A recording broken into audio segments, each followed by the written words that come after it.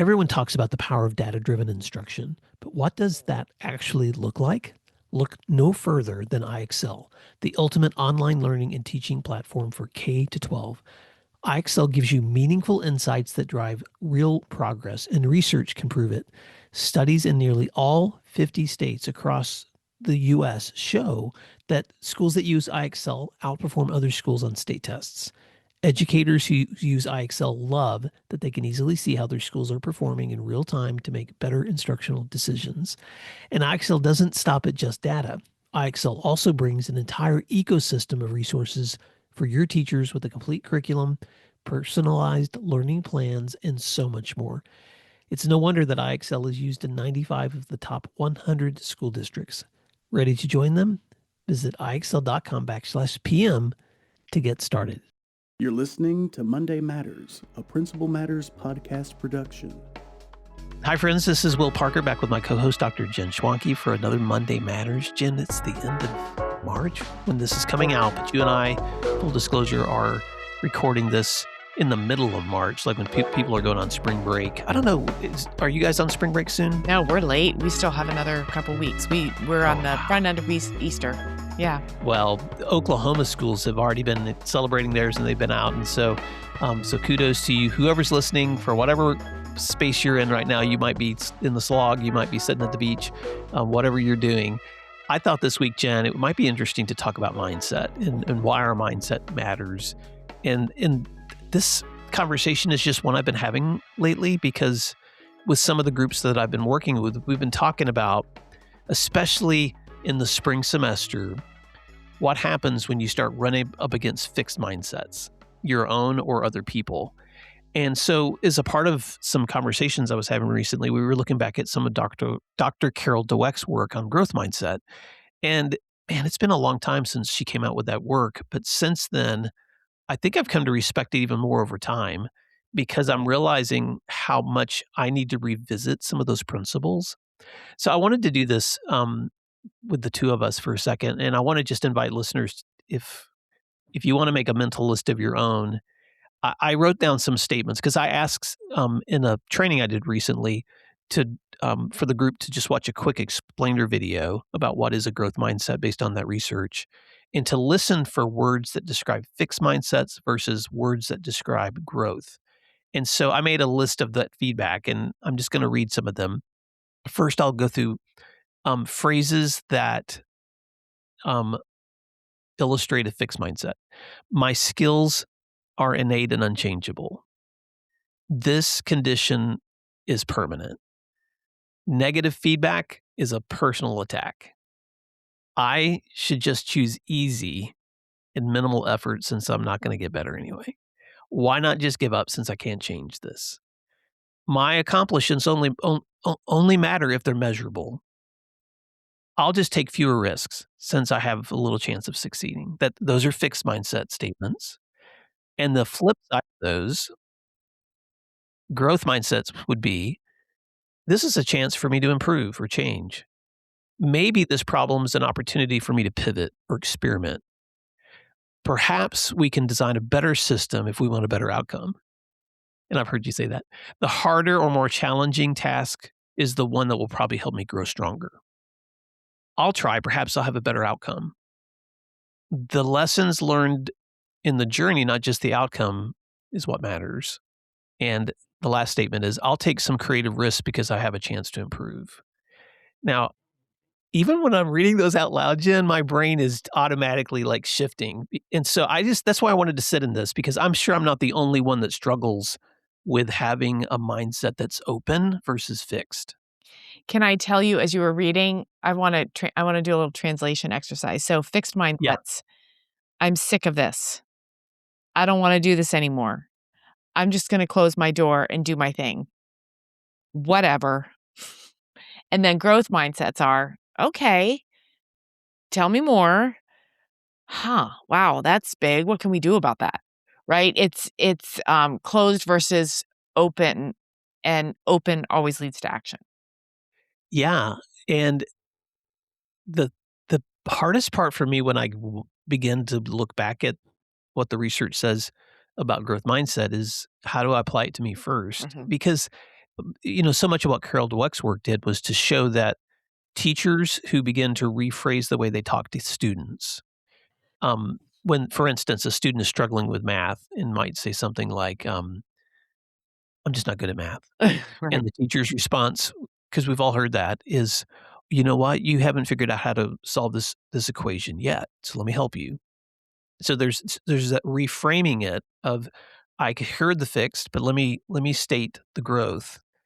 And for as hard as it is to think in those ways, the research shows when teachers communicate with a growth mindset, more students embrace growth mindsets Mhm. and more learning happens. Um, it's weird to try to quantify something like a mindset, Right. which is what sadly we always have to do in education. But here's the tension also that I'm feeling, and I'm just going to try to be as transparent as I can. I think that in our work, especially in leadership, but I'm just going to say in life in general, we spend a lot of time working really hard to get things under control. I like peace. I like stability. I like things to be like they're supposed to be. And there's this risk that happens when the goal is just peace and stability versus growth. Because if the goal is just peace and stability, that doesn't last very long before you're going to be frustrated again. And if the measurement of if the value of my day, if the if the way I frame success is built around peace and stability, then man, no wonder no one feels like they ever have fulfilling moments in leadership or careers, because that can't be the measurement. But then I'm saying that at the same time recognizing, like, somebody on the other side of me is like, well, that's why I want a spring break. So just quit saying these things, because I would like some peace and stability. And I'm not suggesting that rest isn't important, and that ultimately creating environments that are safe and conducive to learning are important. But I think sometimes I don't know, I think we can run the risk of putting teachers or students into these weird expectations where we might limit the challenge, or we might put a damper on the creativity, or we might be quick to say no to a new idea because we don't want to risk that messing up the stability thing. I don't know. What are you thinking? Well, that's a weakness I have as a leader. I often will go right to no because I'm like, "Oh gosh, it seems like it's gonna upend everything. Seems like a lot of work. I'm not sure about the ROI. Do we really need to do this?" But and if I do say no and it stops right there, then usually that means there wasn't enough energy or passion to go forward. But if people push back and say, "No, no, no, this could really be cool. We could make some really impressive changes. This is going to be good for kids in this certain way. This is going to be good for the teachers in a certain way." Then I can usually think, "Okay, this is why coming from a place of no is not healthy." Now, that doesn't mean that we should just go to work and look to change things.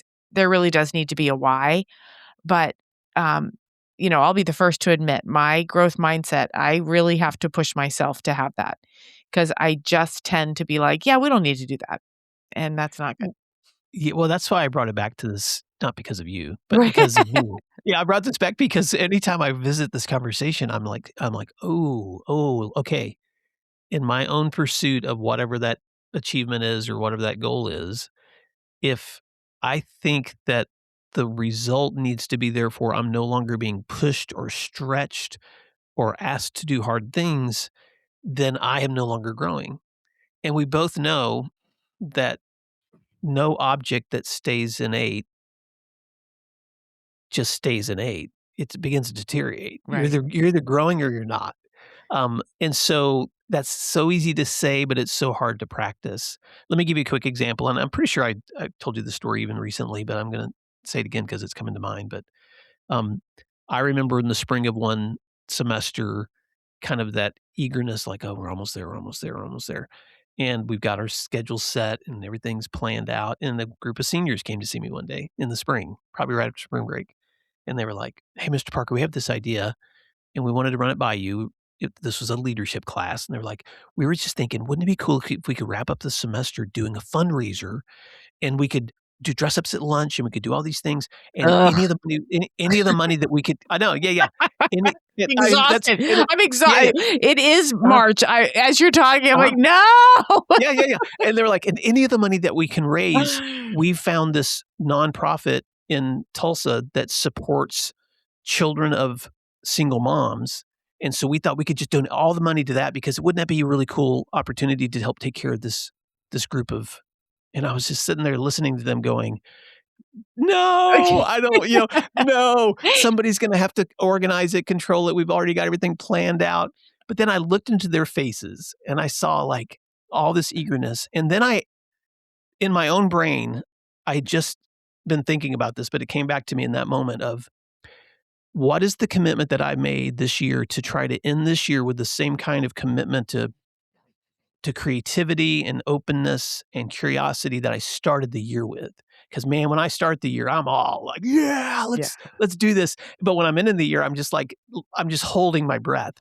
And I just looked at them and said, you know what, guys, if you can show me a plan that's workable, and you guys are all willing to be there and do the volunteering and help collect this, and you've got somebody who's willing to support you, because it sounds like you have a teacher that's got your back, then I'll give you the green light.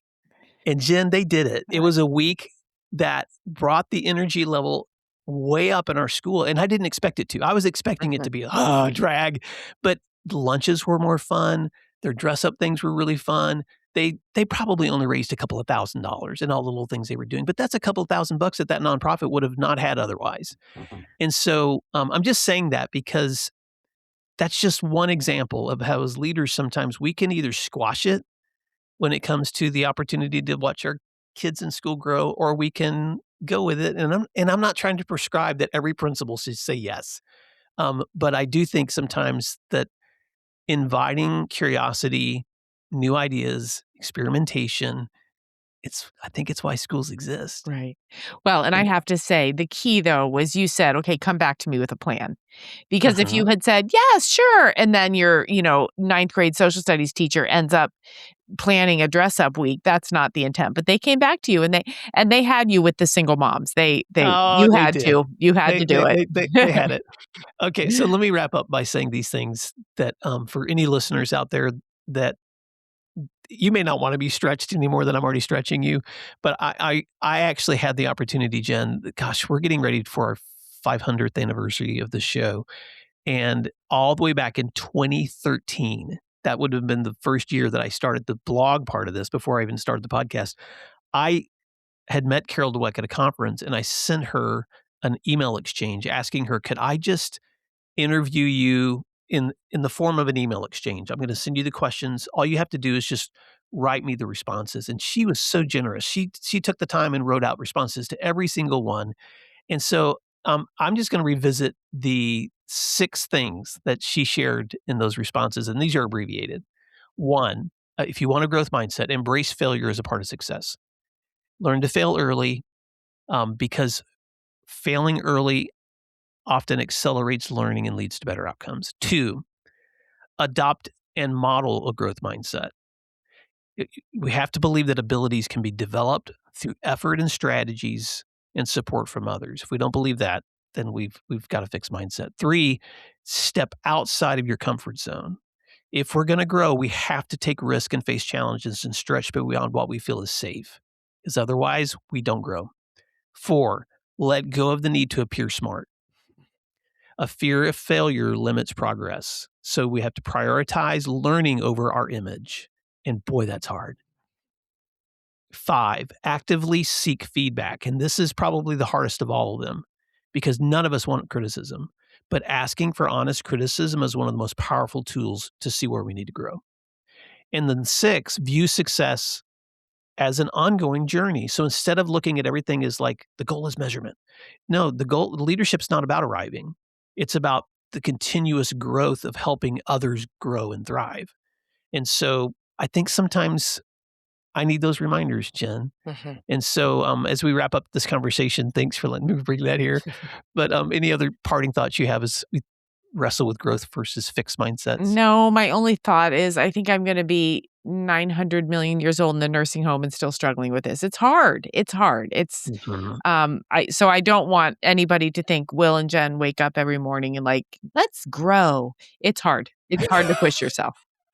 Well, last week, because it feels like spring here, I was out digging in our flower beds, getting them ready for the spring. And, darn it, all those weeds came back. Mm-hmm. They And do. the only way that those beds are gonna be beautiful is for me just to get on my hands and knees, get my hands dirty, and start pulling and getting things ready. It's the same thing with Yeah. growth. When your hands feel dirty, when the struggle is real, it's okay to have a little dirt on our face That's right. and realize, well, maybe this is an opportunity to grow. Exactly. So, Principal Matters listeners, I hope, as you step into your week, whether it's a week of rest, spring break, or you're just at the end of the semester, that you stay encouraged, because your mindset matters. Jen, how can folks stay connected with you and your wonderful resources? Yep. Find me at jenschwanke.com, and there you will find a link to subscribe to my newsletter, Principal Problems. So sign up there and you get a little weekly treat. Yes, you will. And if you want today's show notes and any other resources that come with this podcast, you can check them out at our website at williamdparker.com. Until next time, thanks for doing what matters. Thank you for listening to today's episode of Principal Matters, the School Leaders Podcast. If you enjoyed the show, would you take a moment and like, share, subscribe, or leave us a review? In fact, if you share it out with a friend, even more people can become a part of these conversations. Sign up for our newsletter at williamdparker.com for even more free resources. And don't forget to check out our website to learn more about our books, professional development offerings, Grow Academies, masterminds, executive coaching, and keynote presentations. Wow, let's keep learning together. And thank you for doing what matters. Monday Matters.